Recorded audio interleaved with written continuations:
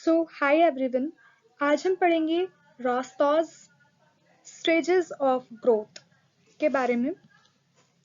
ये जो हम अभी मॉडल्स पढ़ रहे हैं, ये हम डुअलिस्टिक इकोनॉमीज के लिए पढ़ रहे हैं, या ये पढ़ रहे हैं कि किस तरह से हम अंडर डेवलप्ड इकोनॉमीज को डेवलपमेंट के पाथ पर ले जा सकें।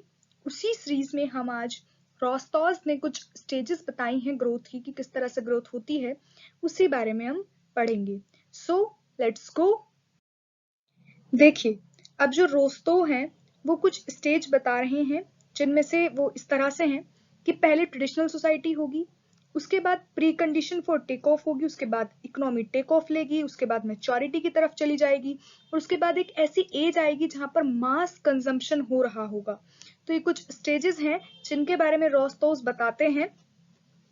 इन्हीं के बारे में हम डिटेल में पढ़ेंगे। जानने वाली बात यह है कि ये कैपिटलिज्म के डेवलपमेंट को बताते हैं। ये कहते हैं कि इकोनॉमी में जो है ना, वो कैपिटलिज्म बना रहेगा। जैसे मार्क्स हैं, मार्क्स कहते हैं कि नहीं, कैपिटलिज्म नहीं, कम्युनिज्म की तरफ जाएंगे। तो इनका जो पूरा मॉडल है वो इस बेस पर है कि किस तरह से कम्युनिज्म के कैपिटलिज्म के अंदर जो डेवलपमेंट है उसकी क्या क्या स्टेजेस होती हैं, ये वो बताते हैं। इनके बारे में हम डिटेल में पढ़ेंगे। So let's go on next slide. तो पहले हम ट्रेडिशनल सोसाइटी के बारे में पढ़ रहे हैं। ट्रेडिशनल सोसाइटी वो सोसाइटी होती है जिसमें एग्रीकल्चर जो होता है मेन फंक्शन होता है। हायरार्किकल सोशल स्ट्रक्चर होता है। हायरार्किकल सोशल स्ट्रक्चर का मतलब ये है कि कास्ट सिस्टम होगा, या फिर कुछ कंडीशंस ऐसी होंगी जिससे नैरो स्कोप ऑफ मोबिलिटी होगी। स्ट्रैटिफिकेशन जो है वो सोसाइटी में प्रेजेंट होगा, और लोग एक स्टेटस से दूसरे स्टेटस पर जाने के लिए उनके पास स्कोप नहीं होगा। Narrow scope of social mobility होगा। सोशल जो इंस्टीट्यूशन है, पॉलिटिकल इंस्टीट्यूशन है, वो बिल्कुल नहीं होंगे। पावर जो होगी चर्च के पास या गॉडमैन के पास लाई करेगी। और सबसे लास्ट चीज जो ट्रेडिशनल सोसाइटी का कैरेक्टरिस्टिक्स होगा वो ये होगा कि जो प्रोडक्शन फंक्शन है, प्रोडक्शन फंक्शन क्या होता है, मैं पहले भी अपनी वीडियोस में एक्सप्लेन कर चुकी हूँ कि प्रोडक्शन फंक्शन का मतलब है कि वो चीजें जो आपके प्रोडक्शन में हेल्प करती हैं, जैसे इलेक्ट्रिसिटी हो गया, ट्रांसपोर्टेशन हो गया। यहाँ पर जो प्रोडक्शन फंक्शन होंगे वो न्यूटन के टाइम के होंगे, यानी न्यूटन के टाइम से भी पहले के फिजिक्स आप लगा रहे होंगे। जैसे आज आपके पास जनरेटर है, तो ये क्या है, एक ऐसी फिजिक्स है जो न्यूटन के कहीं बाद की है। तो आप ऐसी फिजिक्स लगा रहे होंगे जो प्री न्यूटोनियन फंक्शन है। प्री न्यूटोनियन फंक्शन का मतलब है कि न्यूटन के टाइम से पहले की आपके पास टेक्नोलॉजी होगी। तो आप समझ सकते हैं कि ये सोसाइटी किस तरह की होगी। एक तरह से प्रिमिटिव सोसाइटी की ही बात कर रहे हैं। देखिए, दूसरी जो कंडीशन है, दूसरी जो स्टेज है, जो रोस्तो बताते हैं कि कैपिटलिज्म में जब इकोनॉमी का डेवलपमेंट होगा तो आएगी, उसका नाम है pre condition for take off. Pre condition for take off का मतलब क्या है कि अभी जो, अगर हम माने कि हमारी जो इकोनॉमी है वो एक एयरक्राफ्ट है, तो हम ये मानेंगे कि एयरक्राफ्ट तो अभी स्टेशनरी स्टेज पर है, लेकिन जो प्रोपेलर है उसने रॉर करना स्टार्ट कर दिया, यानी कि ग्रोथ के सिम्टम्स कुछ कुछ दिखाई देने लगे। जैसे हमने जो पढ़ा था कि ट्रांजिशन होना शुरू हो जाएगा, जो भी हमने पढ़ा ट्रेडिशनल सोसाइटी है, वहां से थोड़ा थोड़ा ट्रांजिशन होना शुरू होगा।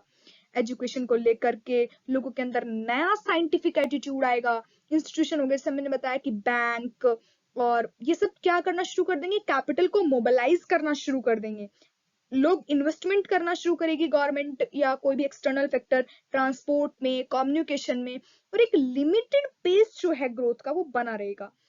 अभी आप ट्रेडिशनल सोसाइटी से कंप्लीटली आउट नहीं हुए हैं, अभी आप थोड़े थोड़े ट्रेडिशनल सोसाइटी में हैं, लेकिन आप ग्रोथ को देखने लगे हैं, आप चीजों को देखने लगे हैं। ये है pre condition for take off. देखिए, तीसरी जो कंडीशन है वो है द टेक ऑफ। यानी अब हमने जैसे pre condition for take off पढ़ा, अब जो प्लेन है वो टेक ऑफ हो चुका है, यानी एरोप्लेन जो है जिसको हमने माना था कि वो हमारी इकोनॉमी है, वो ग्रोथ के पाथ पर जा चुकी है, यानी एरोप्लेन फ्लाइज ऑफ। क्योंकि अब आपका प्रोडक्टिव जो इन्वेस्टमेंट होगा वो 5 से 10% होगा। इंडस्ट्रीज रैपिडली एक्सपेंड कर रही होंगी, नई नई टेक्नोलॉजी आएंगी एग्रीकल्चर में, इंडस्ट्रीज में, और political institution, economic institution emerge होंगे। देखो, पॉलिटिकल और इकोनॉमिक इंस्टीट्यूशन का इमर्ज होने का मतलब ये है, यानी डेमोक्रेसी होगी लोगों के पास, या फिर ऐसे इंस्टीट्यूशन जैसे पार्लियामेंट, प्रेसिडेंशियल सिस्टम, इस तरह की चीजें आपको पॉलिटिक्स में दिखाई देंगी। इकोनॉमिक इंस्टीट्यूशन का मतलब क्या है, आपके पास बैंक्स होंगे, आपके पास कोऑपरेटिव सोसाइटीज होंगी, आपके पास नाबार्ड जैसे स्पेशल बैंक होंगे हर एक सेक्टर की ग्रोथ के लिए। और जो ओल्ड ब्लॉक्स थे वो सब हट जाएंगे, फाइनली ओवरकम। और ये जो स्टेज अगर हम देखें कि ये इंडिया में कब आई थी, तो आप देख सकते हैं कि इंडिया में 1952 के अराउंड, यानी जब हम अपना रिपब्लिकन कंट्री बन रहे थे, उस समय पे ये स्टेज इंडिया में लाई करती थी, जिसे रॉस्टो डिफाइन करते हैं द टेक ऑफ स्टेज। ये फोर्थ आपका स्टेज होगी जिसे बोलते हैं द ड्राइव टू मैच्योरिटी। जैसे हमने पहली स्लाइड में पढ़ा कि जब टेक ऑफ स्टेज होगी तो 5 से 10% का इन्वेस्टमेंट लोग कर रहे होंगे, प्रोडक्टिव इन्वेस्टमेंट। इसी तरह से जब ड्राइव टू मैच्योरिटी स्टेज आएंगे, नहीं जब मैच्योरिटी की तरफ इकोनॉमी जा रही होगी, तो उस समय पे जो इकोनॉमी में इन्वेस्टमेंट होगा वो लगभग 10 से 20% होगा। और ये स्टेज जो है, ये जो पहली स्टेज थी द टेक ऑफ स्टेज, उससे लगभग 60 साल बाद ये स्टेज आपको दिखाई देगी। टेक्नोलॉजीज और कॉम्प्लेक्स हो जाएंगी, आपके पास हर चीज में टेक्नोलॉजी अवेलेबल होगी। अगर मेटाफर की फॉर्म में समझे कि जो एरोप्लेन फ्लाई ऑफ हुआ था, अब वो एयरबॉर्न है। एयरबॉर्न का मतलब है कि वो अभी एक सर्टेन हाइट पर उड़ रहा है और अवेलेबल जो फ्यूल है उसके पास काफी है, अभी वो मेच्योरिटी की तरफ जा रहा है। ये स्टेज जो रोस्टो डिफाइन करते हैं, इसे कहते हैं the drive to maturity. Countries like America, Japan, वो जो इकोनॉमीज हैं वो भी ड्राइव टू मेच्योरिटी स्टेजेस पर हैं। और ये जो रोस्टो है वो कहते हैं कि लास्ट स्टेज होगी जिसका नाम है the age of high mass consumption.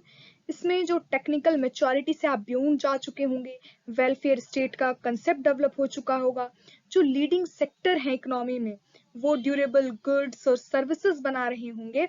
इस तरह की जब एक स्टेज इकोनॉमी में आएगी, कैपिटल इकोनॉमी में, उसे ही बोलते हैं the age of high mass consumption. जो डेवलप्ड कंट्रीज हैं वो इस स्टेज की तरफ बढ़ रहे हैं और कुछ बढ़ भी चुके हैं। हालांकि ये स्टेज, ये एक ऐसी स्टेज है जो इनफाइनाइट तक अचीव की जा सकती है, जिसे दोस्तों कहते हैं कि ये स्टेज अल्टीमेट स्टेज होगी और कोई भी कंट्री स्टेज में एंड ऑफ द टाइम जाएगा, जब बिल्कुल लास्ट होगा।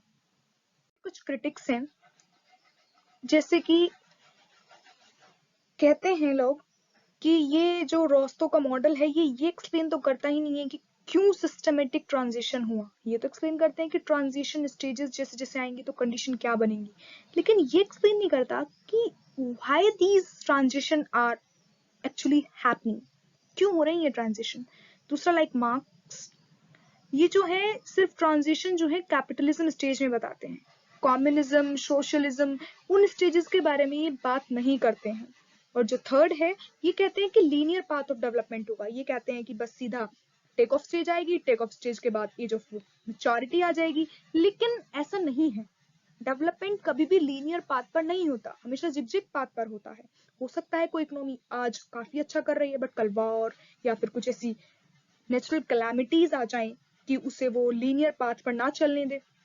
और लास्ट वन, इसका क्रिटिक्स ये है कि जैसे कंट्री हमारी इंडिया है, हमने बताया कि 1952 में ऑलरेडी हम द टेक ऑफ स्टेज पर थे, बट आज तक हम मैच्योरिटी स्टेज को अचीव नहीं कर पाए हैं। तो कहने का मतलब ये है कि ये हर जगह पर अप्लाई नहीं होता है, इसके भी कुछ क्रिटिक्स हैं। ये लास्ट था और इसके बाद हम नए मॉडल्स पर मिलेंगे, नए मॉडल्स के साथ आपसे मिलेंगे। तब तक के लिए keep studying and have a nice day.